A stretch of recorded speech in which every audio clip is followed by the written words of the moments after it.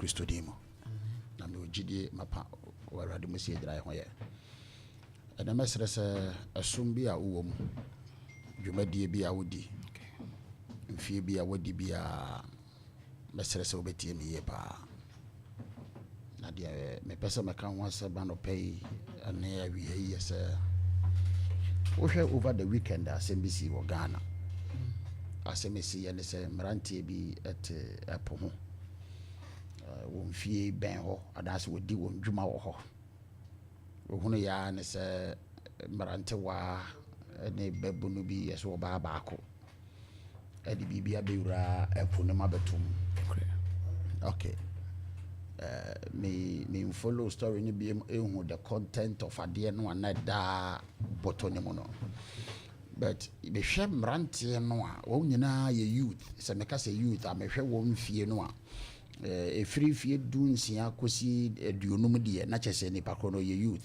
from 16 years to 50 years de na ye youth to 50 yeah okay na the empire bi a me bobe bosome miensene na mesire awrade se wontie me me empire de se mesire awrade se penny papa bi papa emphasized penny papa bi o man penny o man mu obi odi dwuma papa bi penny papa bi so yo hene so ye oye amayoni oye odibre pennyfo papa no awrade so wo mu na especially penny papa o free by 50 years e kona awrade so no for at least 50 years in kanin fie ho enye sa se youth we pa na ebe take over say dia abra enye sentine say awrade prepare the exit of Moses na say Joshua bi are ready what you say the answer no di for penny bi kono wasa awrade no di for ketu abi gina na nam say Eli kwa wasa awrade nya abrante bi efe ne Samuel a obi gina na nam ye ba ahini mu a se wonyame be yi Saul afiri ho dia that is what prepare David foforo bi ba jo what you say e di ebiribia no wasa wonyame nya di obi gina akire ansa na wa makwanya ma di ogina ho akọ na so ye generation pa we di obi gina akire ni ho me kan no pa chiro because the recklessness and the carelessness, the wickedness and the ambitiousness of the youth na bra and the youth na ba don't care as long as say eye sika eye dibre ana hunya no they don't care whatever they will do but what I say the youth ni na ye lose the vitality of the youth youth na bane no bra so nioma nan bi na ekuti ayen number 1 the dikan ekuti ayen ye honhom okay youth we the dikan ekuti ayen according to Ephesians chapter 2 verse 2 Ephesians chapter 4 verse 18 honhom bi ekuti ayen ni nyina ne se ye shebre pa de da chepa ni gina be pa urade de amaye no empesi ebedru. Number 2 the wickedness and the carelessness of this youth. Bra youth na aba dem fa ho say be as long as say yesi kan ko ade kwan obefa so obenya won fa ho mema ye wura fi se torebu Bible de bonsam gina nchen no aka cho say boni nyina hine ni sikape okay but as ne se obi be kum ni papa ye won fa ho we are ambitious to be rich at all times. The pesi yes or no ye mfa woni mfidodo ne nadodo a wode abobra wo. So be ya pesi yes or no. It is a deeper kra na sebi wo so kum kwan boni bia so wo so fa no duru sam pempenso na wo mfa ho se obeyo. Obefa. But what must say? O hwe nkran ne kuma se nipa ewu ye gina the recklessness and the carelessness of many drivers. It overtake me onu kwan so ye na oye e kwan ne nye wo so to ne bo on to ne bo ni gina ne so okontama bantama be fedi pa ko peska but what must say they don't care about their life, they don't care about their future, they don't care about the life of others, they don't care. You to know we are losing many nema bebrebe nema be die nya be ba what must say and then you to be reckless, you careless, I say you lose dignity and then nipa nim say nudity kura ne ahofe what must say yem ko I will need the hon na over she ama 20 she ama 20 mu 19 mo Brazil atade na hye no kura no she ama 20 mu dodo so na be belt a boxer shorts tewa wo manam but what must say yen dress ye lose yen cultural dignity as humanity ye lose yen ahosiesie said ye da ye wodi, said ye kasa, recklessness, carelessness. Number 3, knowledge and wisdom ye ni. Debbie. So who knowledge, who would nim dear when yan sampan cabons and a mobile or ni kwanse opera hutu. Debbie. Ye near botrenia brabwa, ye de bobra, facing yan sanidim de any ho. They are not really children, and one or person of us. What you say? Nebasa Ansu and Crawford take advantage of us, politicians. They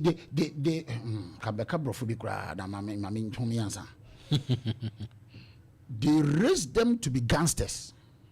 No more they achieve more purpose. Or we are no Madame Paul. To raise a man near gangster, they are not funny. Omunya to travel. Omu they raise to travel. Politicians now. Because you to need direction. You need wisdom, you need knowledge, you need direction. It's a politician in order for him to assume office now. Now we're raising you to be a gangster. We're raising them to be a rebellious person. Now they're not fighting for position. No, we're not dampono. Say the pana who raising the man to be a son ongoing. He is coming back to the society. Yay. Maybe you need to be on my ho. No moment you be obey. It's the idea no I hear institution be a friend of politics and a day ban.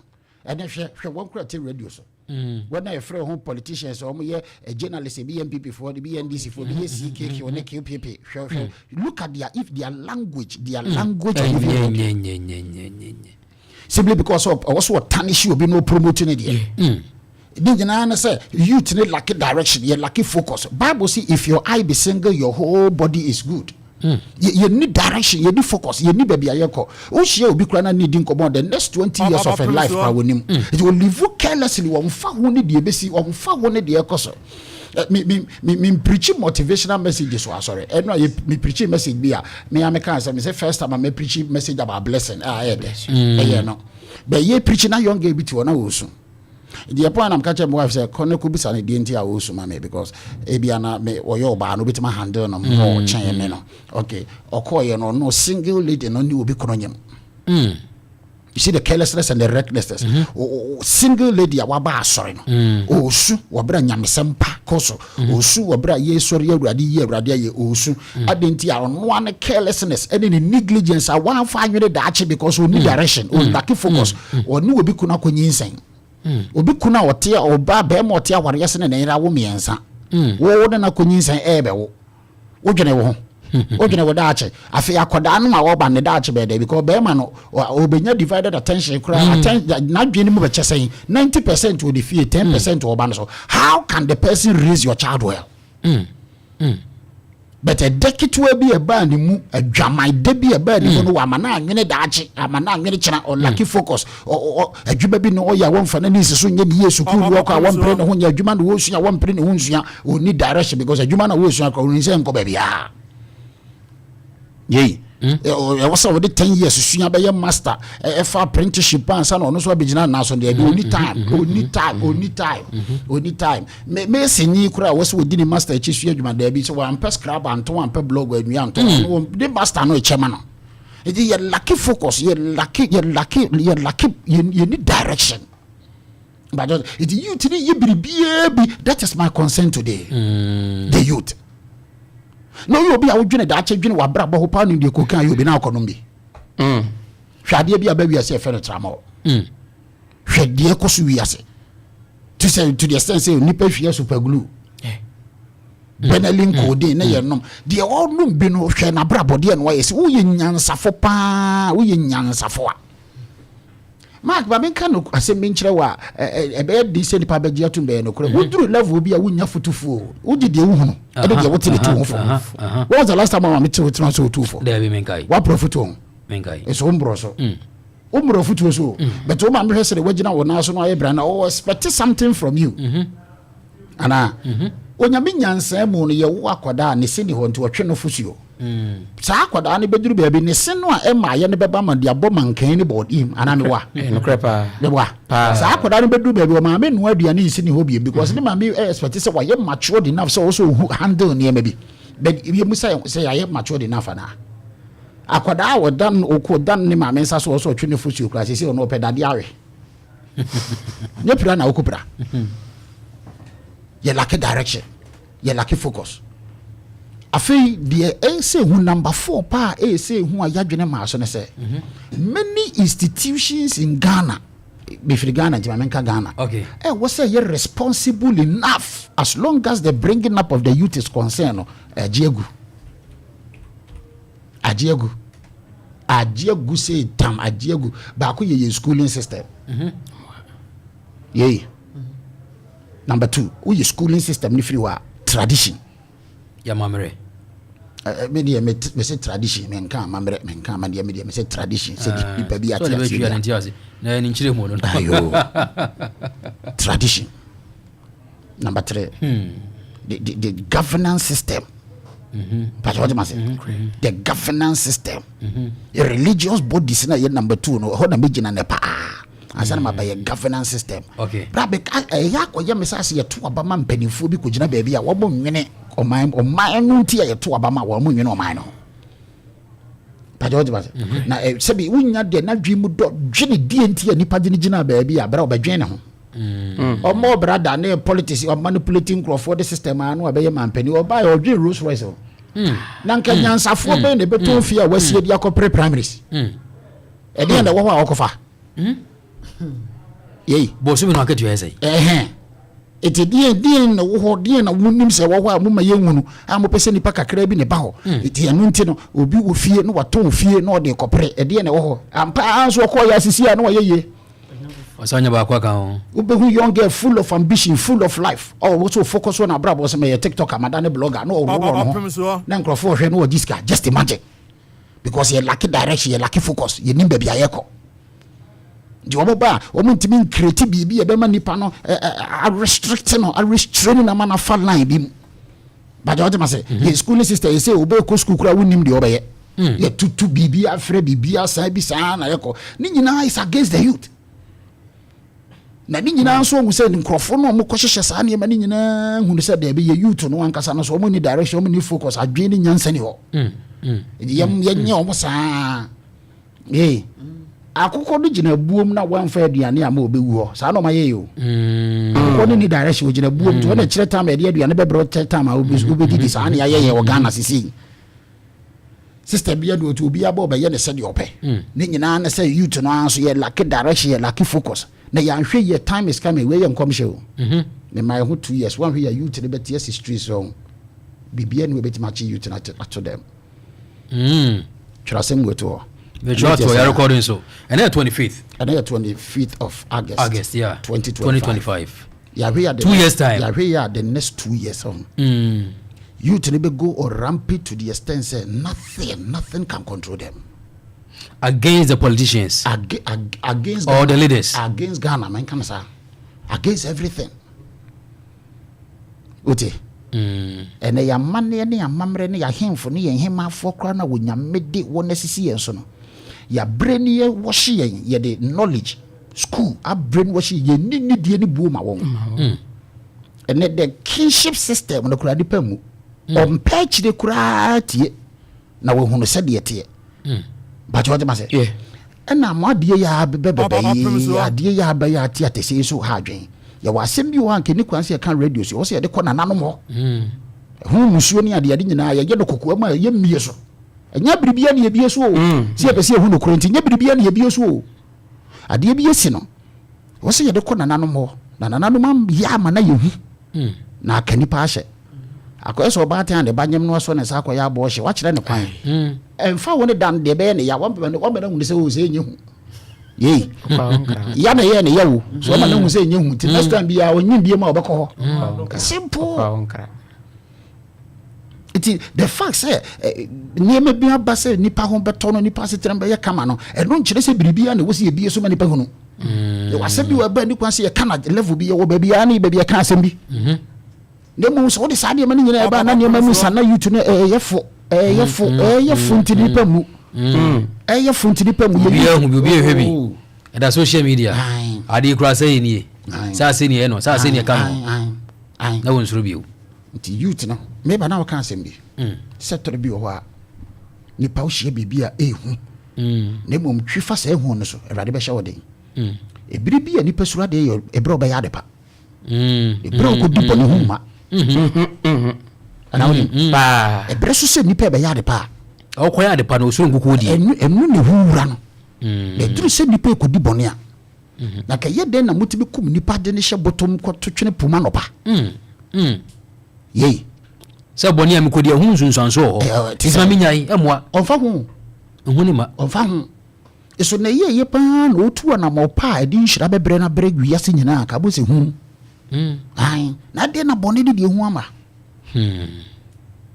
ana ai bone ni hu ma ke ni kokume be ni ye mo nhine da obeku Opemsuo saa de youth na ye di mesre youth no ye sre yen mesre munua Oppong Asamoah kwabna me tufo e fa ho ne soma wo mani me tufo wo daache ne wo hye brenti no mesre wa ye wade bi o me wankasa fa hu to ho so ne ka ho hye Paul etu ne beti motifo onim amencha wade bi de bi akan scripture be Proverbs chapter 19 me kind of 20 times every day. Proverbs 19 amen me kind of 20 times every day. Kai Proverbs chapter 19 verse 3 we are kind verse 16 me busem Proverbs chapter 19 verse 3 we are kai Proverbs chapter 19 verse 16 asana maba Paul de so o said there Proverbs 19:3 o said there me busem tidunkuno e mu miensa koi onipa gi misem chinchim ne kwan onipa gi misem no e chinchim na kwan na nakoma huriti Awurade wote na nakoma ihuriti Awurade ihuritra wote na che toro bi ho nipa wo kwan bi apesa ofa so na so he jai jai dube wiye musuo brofo na kan say the foolishness of man perverted his ways and his heart fretted against the Lord. Wote nipa bia wo si jimisem kwanso a wo si jim kwanso ma do kwan fira Awurade nchen obofo do fira nchen kan twi ni bia ma nipa ntie mebusem tidunkuno imu miensa you to know we ntie ska scripture yo se dia onipa jimisem nipa bia si so a bebe jimisem ro nipa pa so ya youth level SS1 SS2 SS3 o bi ni jini ma bi wo dim sa abre no o ye independent o but o supply me so dia independent but or supply so ni papa ye shema ne papa so man chop money ye shema ne ma me so man chop twam to kura so de ba eti wadwe yo so she bibia so she school mu je bi o me ko se tutu mfie mi ensa man na ho busu mi nsia kura o me ma me ni mu da so da bia be school fees ba je what ma say it was it sabra no unye bibia kwanti wa kwan ma ne no wa kwan wo da ache ne o shebre no di agoro ba no ba je what ma say the doctor no no di agoro na ko wo ye di agoro the doctor na no di agoro no ko wantimi sabra no so na ade wa brabo be di agoro wa na mo chinchim na be sori ati Awurade o ma ne no Proverbs 19 verse 16 o say dia imu dunsia de wo kura mransem no kura ne kra wote do okra mransem no okra dia ne kra na the question is mransem free hinaba be bi biensa mransem free Nyankopon 1 number 2 ahenie ye I for ngoma wo hefa any bible asana politicians ho nti wonya memra wo corona wo frim abusua na wo frim enton na wo bɔ no asante na wo ye no anwona na wo ye no wote ceremony na wo ye no emra wo ansa na aman panifu a ye ne ya na ya dia tu nse bon so mo meye bi no mo so mo de mrama wo se dia kan ti mu yetie de okra mransem de okra emransem okra ne kra okra de kra na de onhwe na kwan yi no obewu Jesus saying prophecy saying he that keepeth commandments keep his own soul he keepeth his own soul but he that despises his ways despiseth the way of the commandment he shall die. Wow. Ni me ku ye no Ebiti Paul to the Betty from First Timothy chapter 4 from verse 11 to 16. First Timothy chapter 4, I think it's 16 verses. From verse 11 to Asma Paul kachre. O to the youthful days as Zubrans in the youthful days we are ambitious. Youthful days you want to achieve. Then listen, nyabutre o mesi there. Nyabutre. O to the from verse 11 what's there? Timothy medikan. Tinai. Imudu bako. Yenum na tuwonfo. Yenom na tuwonfo. Na kyerɛkyerɛ. Ma obi mu brant ye wo ye no animtia let no man despise thy youth nemum ye gidifo nhweso kasem ye agidifo nhweso ahwesode pa de di kan kasem mu abrabom odom gidiem ahotiem bata akenkan afutu ye mpa disua twen me ba se be kasa me fa de baako e be che se be kasa me fa de baako ye be che o si de di kan let no man despiseth thy youth emo bi mu mbrantie ene obaba wem ahohora ene animtia iti oba bi a wa hunu ho kra nkrofo be fa brofrof ye be bu animtia na se yonge bi o tentemo mema 17 e ho emu 16 ni be bi obi ampesi ni bu be o ba ya ti ase ne baba wa bere mu no ye bu na animtia benya yonge bi onya 38 years mema afo no brotaze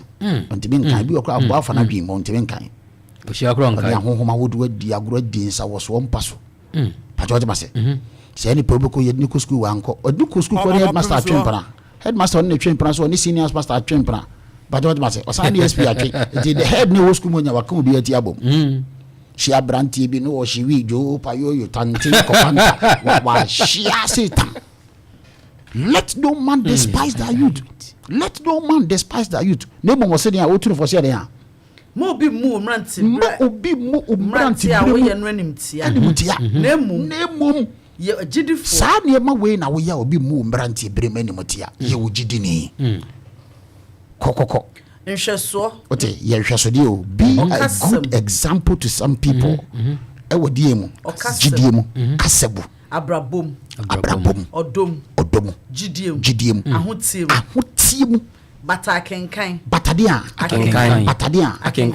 if you stop learning you start dying yempa disua bibi about self development onibi investing in their own selves they be it obesua biribi hwe omo amabo bradodo na atwere book na wona brabo na ode agukuchire agu book mo na ope bibi ni asisi no afa de pashe book mesedia ope bibi ni asisi no afa de pashe book ene yampa mi amede hofo ito book be 700 cedis up to now me mbiem onkan 700 cedis me mbiem onkan ope bibi ni asisi no afa de pa pashe book onkan da onkan onim fasode e wo so it is a person konkan ya me say to fusa batade ya akenkan batakenkan aha ne nchechire adede ya nchechire afutuo kosisa meba meba until I come give thyself to reading learning Debbie Opemsuo Debbie die be kunye no ye ni je ho die be kunye no oh jai no abrante wudi ekosie na hwede abrante hwede maba ho the kind of dressing they call ya titika pampam ye ti moto so moto nipa moto efa dipa mienu nipa be 4 ne teso yakoba mienu me se na no akoda bi wu mo de da no e wo apatrapa side ho ba bi oba nipa 4 be wu IPT as a 5 ne be wu IPT bra ayi no benim say yesi ababa wa no sem yiram bampo hina yi no ne abranti bi ko ni bi ko to yi o se de mark o se sa side na me kwan kro fo asukro wuye sa side na me come and see who ba wo so ba ni ahofe nyina so kala bi okuta na tade e hye no busa senti ni papa ba ni o de firifie bonzam be de tan o de firifie we go de firifie ne se wen ni ni wen o ta se na o ye reckless a na ma o se fo kwan ma ni yusu du sa oba na brabo na obo no o de ne se so sebi o de na dwene nye se wo no o nye papa so ne beba na o na wo no o dwane agya no it is aba no so tebia no akoda no oba no ya hye de wu ya nyim wo ya de nsa cigarette ne ya wia na ya de nyim wo edi wo be wo no ya wo na oba ya no kra na ya no fo na ya de ma ya kohye ansa ne abema wo it just imagine sa akoda we so nyame ya mmemu a e de no obeyo the recklessness and the carelessness of somebody who will produce a careless generation. Yeah. Ti akoda ne ba no abenya papa antia no. Wa benya obi obe control no amenya hwesode papa bia wa abrabom. Ne ofa ko ko bi hye ofa na ntwe hye setepe pem. I don't want to say it all by no line our first. The way about treat you better than Robert. Nina say the ordinary baby was reckless or you careless or you so ambitious. Why many the next generation? Oh, nipa be a 1 minute ye be a 1 year. Mr. Nipa be on many yen, only Nipa be a 1 minute yen, only Tina, yes, which ran pabon one caso bompa case yeja, Udi, Mayen, Fayen, and from so chay. Nipa be a wajin maybe a 1 quachi, oh, ye da. Name of just do a journey yen. Now 1 minute yen, we you to the one chassis, I journey yen, would dash you out to 1 casawatum. Bra, Abrabosha better for to the Duke wow. But say Abrabosha better for to the Duke Kuramia. You, would you fed Yagro? Would you fed Yagro? You to need Diagro. You shouldn't keep me achieving more with God. You debate me achieving more with our life. We age advantage money pa. What I say? Strength a advantage money pa. But who want daily in us one all say no. What I say? A brand be so or 12 or 13 or 15 who not the Sunday cigarette I am watching will be our system. It when you maybe crowd your system or one who didn't deny not the over 12 now was say we need Pediano one more than what we are. Ye. Editing a master say Radiman penny for being changed as a matter. Yea. Yea. What is some penny who is going to take over? The baby opa kapeni bibenya ko besi di obi atran naso who is why the what that eligibility to take over nyansa ni ho nemdie ni ho oh hwe oh di jado obeba no wase no menim pani bi asof mentwe wa no obewu no wo su se di obedi na de o ma mema enum ema mienu still no pani ni su se di obedi na de enu ntina wo su na nya bibia tina Solomon obewu no wo su no Ecclesiastes chapter 2 from verse 11. Obewu no usu. Ose hwan na bedi ma de. Me de hu so be ye kwasea ogimefo na nyansafo so be se de ma bere pa nya na obeye ne ye. Because on papa David ja no wansa. Enye ne. Ana oni ho. Kamaye. Aha. Etimi nu yimudu ba ko. Koi. Ena me dane me ni me hwe me nwuma. Me dane me ni me hwe me nwuma. Me nsa ye ye me nyina. Ne bra me bre me ye. Ne bra be bre ya nsa na metimi aye. Na hwe. Ni nyina ye huhu. Ni nyina ye huhu die o. Ne dadwene hu. Ne dadwene hu no. Ne mfaso bia ni. Mfaso bia ni so mame. Na me dane me ni se. Dane me ni me hwe. Me hwe nyansa. Aha. Ne adamu ne nkwase asem. Ko. Na eden na onipa obeba ohina chire no. Beye. Abeye. De waye no titire no a.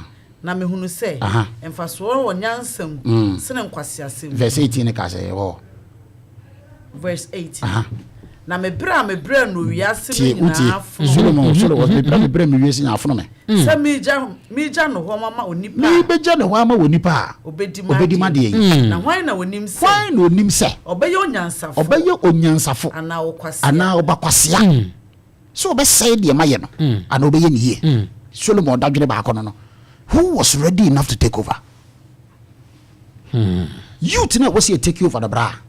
Ya na bra bonye. Misro me fa mantemu bi pa especially se trebi wa me bi shada na ntia na jo. Opemsuo. Hwese de you to no waste time, waste sika wonsa ho. Messi ni bebre okwa adwuma o ye labor ya mark 1.5. Wasu adwuma po ho na timi to blog ya mark 2 million.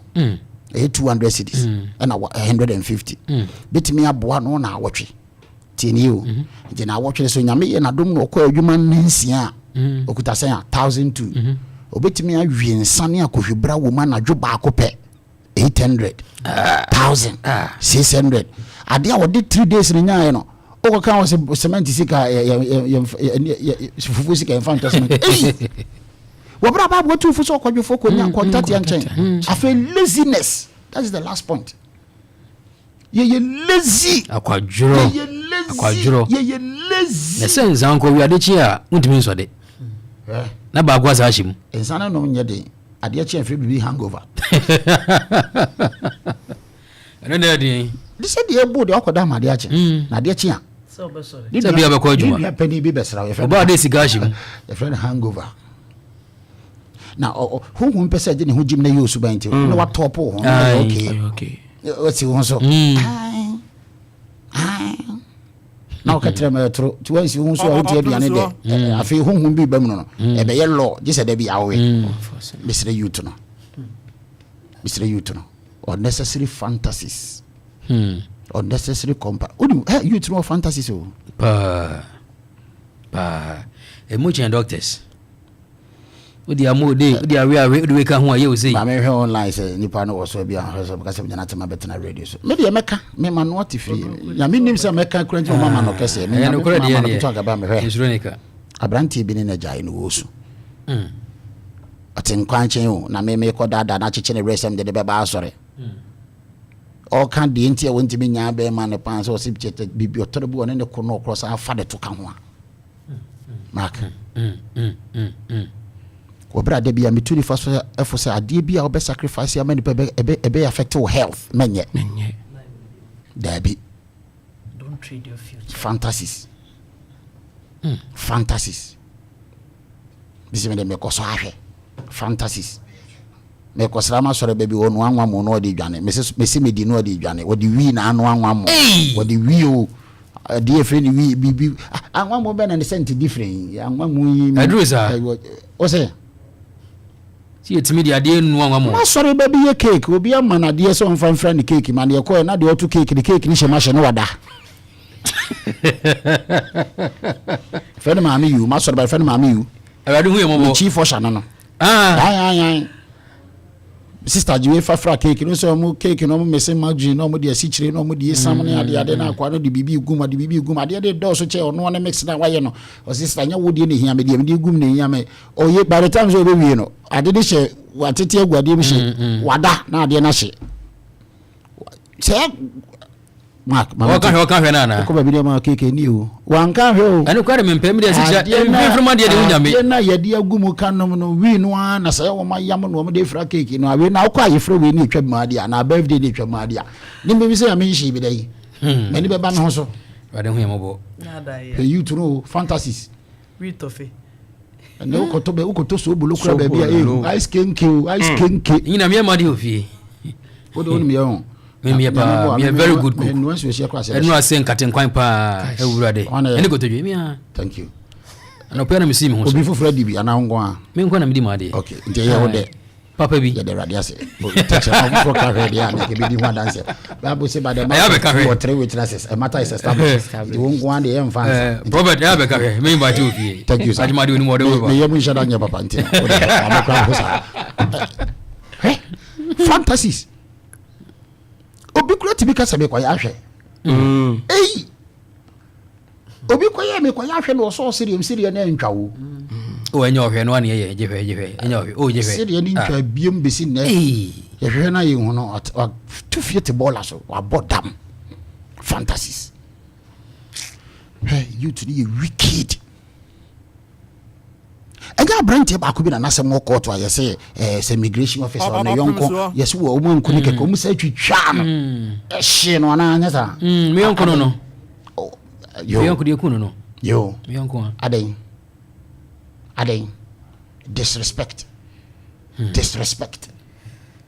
the radio so ni di obi atem ni aka asem bia simply because I ankosa de ope ni wa bie na no bia na wodim sa asem a wo kan no ya fidie ma wo Bible say oni pansam wo kan ye fidie ma no asam na wo kan ye fidie ma no onwede hwe ni wa bie na no no akasa o mpeso YouTube mo hwe Prophet mi ntwa no yenko Facebook na manfo comment akra mo de aba no yenken kan fa mo if you have be phone lines no now so what me edo comment no questions nyina aba we free Monday anafi obecho say we free video usu on so ene ho ne de mo de aba pa Freedom McCarthy one of the fire emojis na aba George Oppong was it this man is full of wisdom. God bless you Papa. George Oppong I say wow, wisdom is speaking. Otumfo radio, keep it up. Keep on with the wonderful work you are doing for Asante Man. In Shaba Jr. was it good afternoon, Mr. President. I'm Obed from Switzerland city of Mampontin. Okay, Mampontin, Switzerland. Okay. I think unemployment in the country is leading the youth into bad deeds. Okay, thank you very much for your message. Wilfrey Archangels Quarson was a critical thinker. Various oppose the stupid kingdom they are planning. to form the old warriors. Gonna have the clue. Okay, your message. Gonna have the clue. We have to psych our minds. Na sabe nkwasi boye ya. Uchi you know the normal be na choy caps you na choy. Person min kuminya. Asha wo mutwom. Okay, rejection and discrimination are their habit. Ono dia no Archangel Kwanso dia no. Okay, na amwati. I say God bless you, Papa. Vida Usu, see the laughing emoji. Vida Usu na be the laughing emoji. Saba Gideon Manche. Or say Papa fantasies. So you can begin to imagine. Okay, nice one. Ohima Esther so the or say big ups on so at the Abba. Mami say was that God bless you from Monique. Okay, nice one.